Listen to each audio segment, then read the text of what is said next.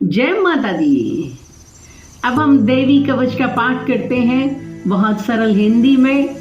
ओम इस चंडी कवच के ब्रह्मा ऋषि, अनुष्टुप छंद, चामुंडा देवता, अंगन्यास में कही गई माताएं बीज और दिग्बंध देवता तत्व हैं। हम इनका विनियोग कर सकते हैं। नहीं कर पाए तो प्यार से बोले जय माता दी।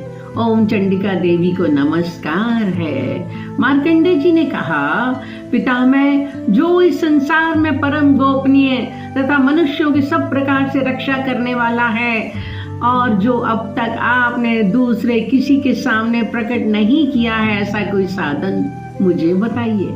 ब्रह्मा जी बोले, ब्राह्मण, ऐसा साधन तो एक देवी का कवच ही है जो गोपनीय से भी परम गोपनीय, पवित्र तथा संपूर्ण प्राणियों का उपकार करने वाला है। महामुने, उसे श्रवण करो। देवी की 9 मूर्तियां हैं जिन्हें नव दुर्गा कहते हैं। उनके पृथक पृथक नाम बतलाए जाते हैं। प्रथम नाम शैलपुत्री है, दूसरी मूर्ति का नाम ब्रह्मचारिणी है, तीसरा स्वरूप चंद्र घंटा के नाम से प्रसिद्ध है, चौथी मूर्ति कूष्मांडा कहते हैं, 5वीं दुर्गा नाम स्कंद माता है, देवी के छठे रूप को कात्यायनी कहते हैं, 7वीं कालरात्रि और 8वां स्वरूप है महागौरी के नाम से प्रसिद्ध है, 9वीं दुर्गा का नाम सिद्धिदात्री है। ये सब नाम सर्वज्ञ महात्मा वेद भगवान के द्वारा ही प्रतिपादित किए गए हैं। जो मनुष्य अग्नि में जल रहा हो, रण भूमि में शत्रुओं से गिर गया हो, विषम संकट में फंस गया हो तथा इस प्रकार भय से आतुर होकर भगवती दुर्गा की शरण प्राप्त हुए हो, उनका कभी कोई अमंगल नहीं होता। युद्ध के समय संकट में पड़ने पर भी उनके ऊपर कोई विपत्ति नहीं दिखाई देती, उन्हें शोक, दुख और भय की प्राप्ति नहीं होती। जिन्होंने भक्ति पूर्वक देवी का स्मरण किया है, उनका निश्चय ही अभ्युदय होता है। देवेश्वरी, जो तुम्हारा चिंतन करते हैं उनकी तुम निसंदेह रक्षा करती हो। चामुंडा देवी प्रेत पर आरूढ़ होती है, वाराही भैंसे पर सवारी करती है, इंद्री का वाहन ऐरावत हाथी है, वैष्णवी देवी गरुड़ पर आसन जमाती है, महेश्वरी वृषभ पर आरूढ़ होती, कुमारी का वाहन मयूर है, भगवान विष्णु की प्रियतमा लक्ष्मी देवी कमल के आसन पर विराजमान है और हाथों में कमल धारण किए हुए है। वृषभ पर आरूढ़ ईश्वरी देवी ने श्वेत रूप धारण कर रखा है। ब्राह्मी देवी हंस पर बैठी हुई है और सब प्रकार के आभूषणों से विभूषित है। इस प्रकार ये सभी माताएं सब प्रकार की योग शक्तियों से संपन्न हैं। इनके सिवा और भी बहुत से देवियां हैं जो अनेक प्रकार के आभूषणों की शोभा से युक्त तथा नाना प्रकार के रत्नों से सुशोभित हैं। ये संपूर्ण देवियां क्रोध में भरी हुई हैं और भक्तों की रक्षा के लिए रथ पर बैठी दिखाई देती हैं। ये शंख, चक्र, गदा, शक्ति, हल और मूसल, खेटक और तोमर, परशु तथा पाश, कुंत और त्रिशूल एवं उत्तम शांख, धनुष आदि अस्त्र शस्त्र अपने हाथों में धारण करती हैं। दैत्यों के शरीर का नाश करना, भक्तों को अभयदान देना और देवताओं का कल्याण करना, यही उनके शस्त्र धारण का उद्देश्य है।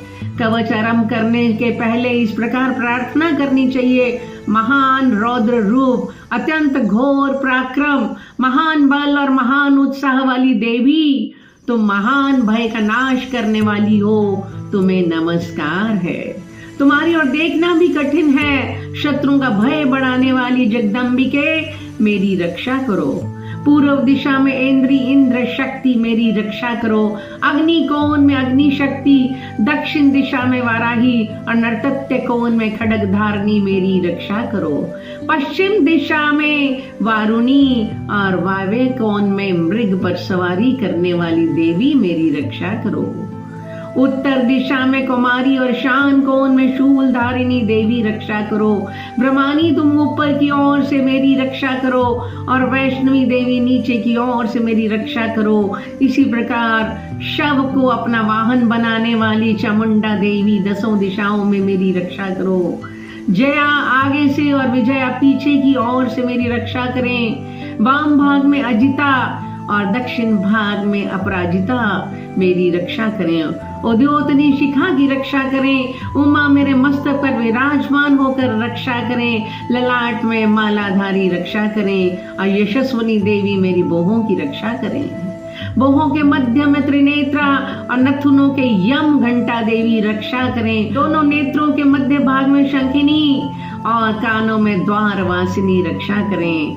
कालिका देवी कपोलों की और भगवती शांकरी कानों के मूल भाग की रक्षा करें। नासिका में सुगंधा और ऊपर के होंठ में चर्चिका देवी रक्षा करें। नीचे के होंठ में अमृत कला और जीहा में सरस्वती देवी रक्षा करें।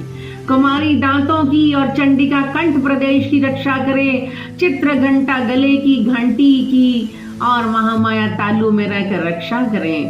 कामाक्षी ठोडी की और सर्वमंगला मेरी वाणी की रक्षा करें। भद्रकाली ग्रीवा में और धनुधरी पृष्ठ वंश मेरु दंड में रहकर रक्षा करें। कंठ के बाहरी भाग में नील ग्रीवा और कंठ के नली में नलकुवरी रक्षा करें। दोनों कंधों में खड्गनी और मेरी दोनों भुजाओं की वज्रधारिणी रक्षा करें। दोनों हाथों में दंडिनी और उंगलियों में अंबिका रक्षा करें। शूलेश्वरी नखों की रक्षा करें। कुल्लेश्वरी कुक्षी पेट में रहकर रक्षा करें। महादेवी दोनों स्तनों की और शोक विनाशिनी देवी मन की रक्षा करें। ललिता देवी हृदय में और शूलधारिणी उदर में रहकर मेरी रक्षा करें। नाभि में कामिनी और गुहे भाग की गुहेश्वरी रक्षा करें। पूतना और कामिका लिंग की और महेश वाहिनी गुदा की रक्षा करें। भगवती कटी भाग में और विंध्यवासिनी घुटनों की रक्षा करें। संपूर्ण कामनाओं को देने वाली महाबला देवी दोनों पिंडलियों की रक्षा करें। नरसिंही दोनों घुटियों की और तैसी देवी चरणों के पृष्ठ भाग की रक्षा करें। श्री देवी पैरों की उंगलियों में और तलवासिनी पैरों के तलुओं में रहकर रक्षा करेंगे।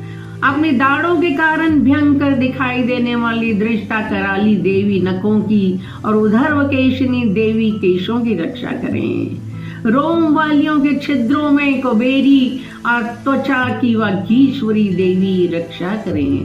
पार्वती देवी रक्त, मज्जा, वसा, मांस, हड्डी और मेद की रक्षा करें। आंतों की कालरात्रि और पित्ते की मुक्तेश्वरी रक्षा करें।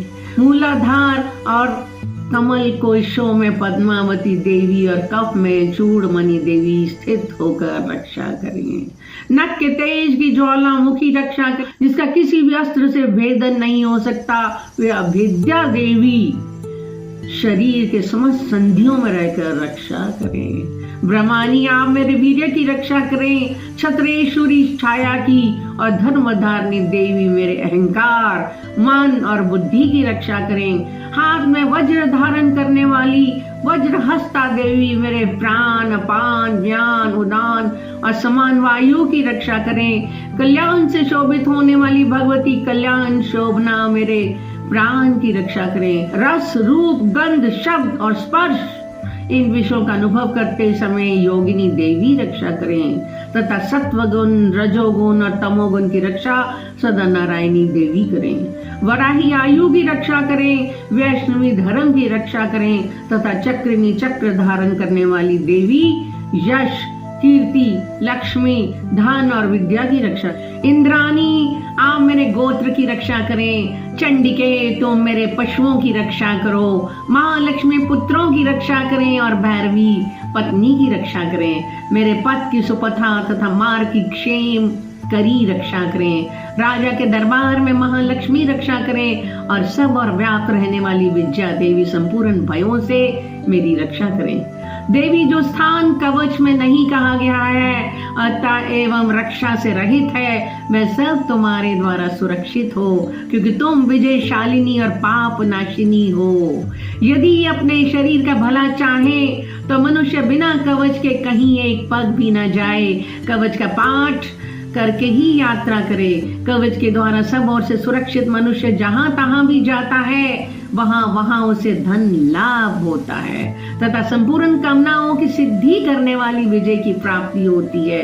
वह जिस जिस अभिष्ट वस्तु का चिंतन करता है उसको निश्चय ही प्राप्त कर लेता है। वह पुरुष इस पृथ्वी पर तुलना रहित महान ऐश्वर्य का भागी होता है। कवच से सुरक्षित मनुष्य निर्भय हो जाता है।